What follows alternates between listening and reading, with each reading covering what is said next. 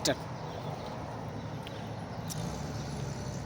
আসসালামু আলাইকুম ভাই। আমি বাংলাদেশ সিরাজগঞ্জ থেকে আসছি আমি দালালের মাধ্যমে। দালাল বলছিল আমাকে আমাকে ওই আকামা দেবে এবং এক কোম্পানির আমাকে কাজ দেবে।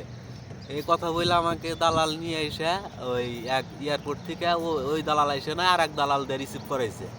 রিসিভ করাইয়া রুমে নিয়ে যাইয়া 3-4 দিন এই সপ্তাহানিক থুয়ে দিছে, থুয়ে আবার আর এক দালালের কাছে দিছে। ওই দালাল নিয়ে আবার আর এক দালালের কাছে দিয়ে ওই টাকা 1000 না 1200 টাকা দিয়ে হোটেলে কাজ ধরা দিছে। ধরা দেওয়ার পরে ওই এই 5 মাস হোটেলে 5 মাস আমার বাংলাদেশে আসার বয়স, 2.5 মাস 3 মাস কাজ করছিলাম হোটেলে। পরে হোটেল বন্ধ হয়ে গেছে, যারা কাফেলা করে নিছিল তাদের কাজ দিছে, আর আমার কাফেলাও দেয় নাই, আকামাও দেয় নাই। আমার হোটেল থেকে সরাই দিছে, কইছে তুই যেখানে সেখানে জাগা।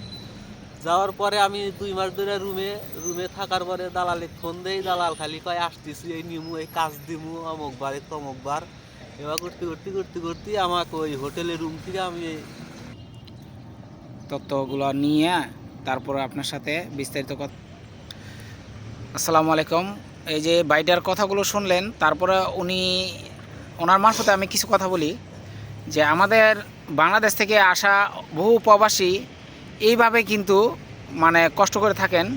আর আমি আরও একটি আকর্ষণ করতেছি বাংলাদেশ সকল প্রবাসী বা বাংলাদেশ নাগরিকত্ব সকল মানুষদেরকে, যারা প্রবাসে আসবেন বা প্রবাসে পাড়ি দিবেন, অবশ্যই ওনার কাছ থেকে কিছু শিখেন। কারণ উনি যে বিপদটা এখানে কাটাইতেছে আপনি বিশ্বাস করবেন না, কী পরিমাণে ঠান্ডা, কী পরিমাণে পরিবেশ এখানে। উনি এই যে একটি রাত যাপন করছে এখানে, কিন্তু ওনারা কোনো রিসিভ করে না, কোনো কথা বলে না যে আনছে।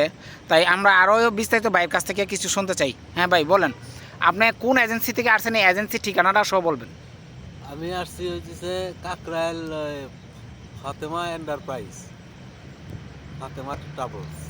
ফাতেমা ট্রাভেলস, ফাতেমা ট্রাভেলস কাকরাইলা। কাকরাইল। হ্যাঁ, ওনার নাম কি, নাম জানেন? নাম, সঠিক নাম তার মনে নাই আমার, মনে নাই নাম টাম এগুলো খেয়াল রাখবেন না কি, একবারে এগুলো না জেনে করছেন। আর মোবাইল নাম্বার আছে নাকি? নাম মনে নাই, আর কিচ্ছু নাই। মানে ওনে গেছিলাম, ওন থেকে খালি আমাকে ওই ফোনের মাধ্যমে খালি ওই পাসপোর্টটা আর টিকিটটা দিয়ে দিছে। তো পুরোই বাটপাড়ের কাছে পড়ছেন আপনি, বুঝছেন? কত টাকা নিছে? 5 লক্ষ টাকা নিছে। চিন্তা করছেন, পুরো বাটপাড়ে এগুলো 5 লাখ টাকা নিয়েছে।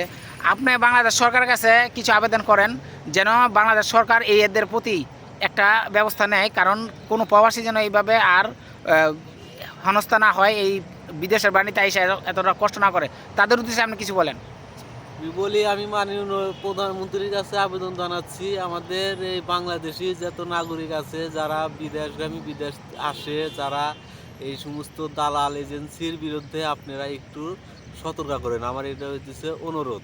এই যে আমার মতো আইসায় রাস্তাঘাটে ঘুরতেছে, কাজ নাই, আকামা নাই, কিছু নাই, টাকা নিছে 5 লাখ, বলছে কোম্পানি দেব, আকামা দেব, কাফেলা করে নিব কোম্পানি, এরা কিচ্ছুই করে নাই।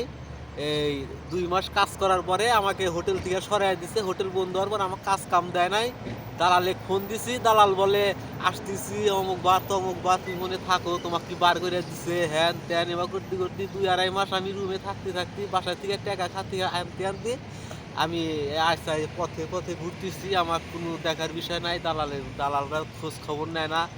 এটা আমি মাননীয় প্রধানমন্ত্রীর কাছে অনুরোধ জানাচ্ছি, আপনারা আর একটু মাননীয় প্রধান উপদেষ্টার কাছে অনুরোধ করে বলতেছি, এদের বিরুদ্ধে আপনারা একটু ব্যবস্থা নেন, সতরে তাদের একটা শাস্তির ব্যবস্থা আপনারা আওতায় নিয়ে আসেন, এই আমার অনুরোধ।